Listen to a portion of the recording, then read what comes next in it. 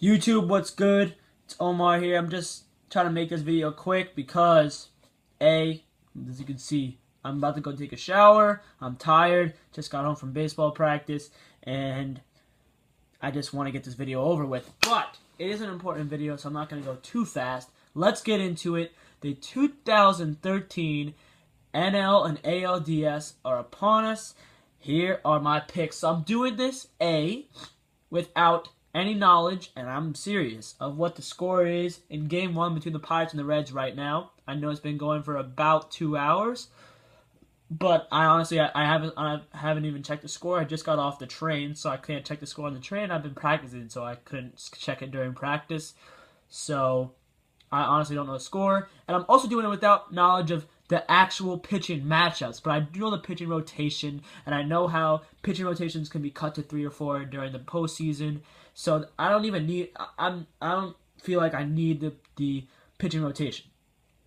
So we'll start off with Tampa Bay against Boston. This is intriguing to me. Two AL East foes going at it. Of course, they've already played 19 times this season as divisional opponents.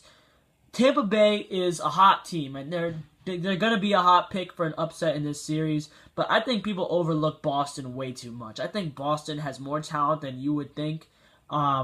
Napoli's had a great year for them. Saltalamacchia's had a great year for them.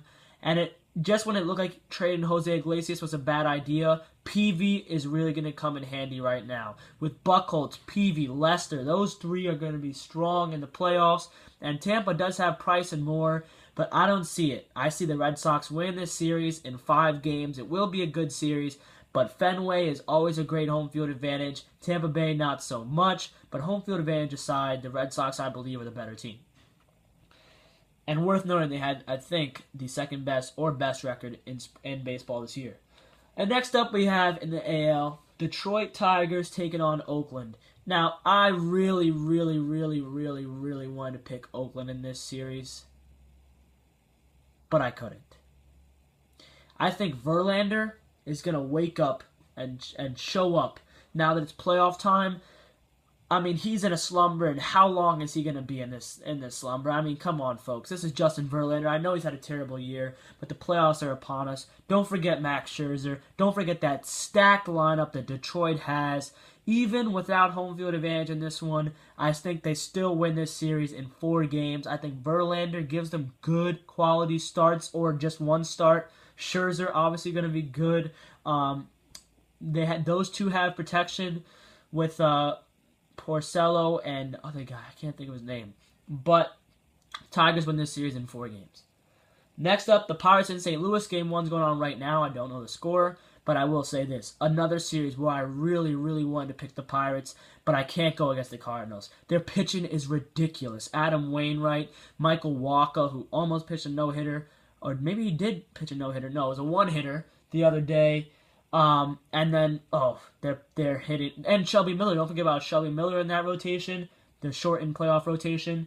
They also have, hitting-wise, Yadier, Matt Holliday, Carlos Beltran, Matt Carpenter, who's one of the most underrated players in the league, John Jay. They play great defense. They're great fundamentally. Mike Matheny is a great playoff manager. He's fit to be. And the Pirates, I really like them. I think they're energized and they're excited. But the thing is, they just don't have their feet under them in terms of the playoffs, I believe. A lot of the players and most of the players on that team have not ever played in the playoffs, and I think the overwhelming experience, if you will, and just talent by the Cardinals will be enough. The Cardinals win this series in 5.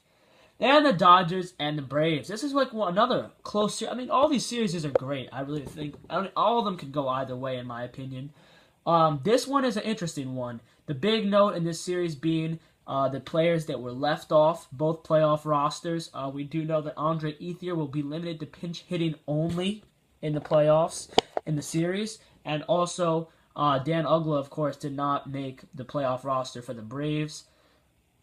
Now, Atlanta, they have the history as a sports town, a sports city, to have great regular season teams and always flounder in the playoffs, and I think nothing's going to change this year. The Dodgers are stacked. Zach Greinke and Clayton Kershaw. I know the first game is Clayton Kershaw against, what's his name? Chris Medlin. you just can't beat Kershaw right now, and I think Greinke's gonna punch him in the mouth too. I wouldn't be surprised to see the Dodgers go up 2-0 in this series to start, and I think the Dodgers will ultimately take it in 4 games. So basically, to recap, we got the Boston Red Sox in 5 over the Rays. We got the Tigers in 4 over the A's. We got the we got the Cardinals in 5 over the Pirates, and the Dodgers in 4 over the Braves. Picked 5 and 4. No one's gonna sweep, in my opinion. It should be an exciting round. I'm excited. Everyone's excited, ecstatic. MLB playoffs are here. Every pitch matters. Every pitch counts. And if you have your team in the playoffs, enjoy and root for your team. Good luck to your team. And if your team's not in the playoffs, just enjoy the playoffs and enjoy watching significant October baseball. That's it. See you guys later.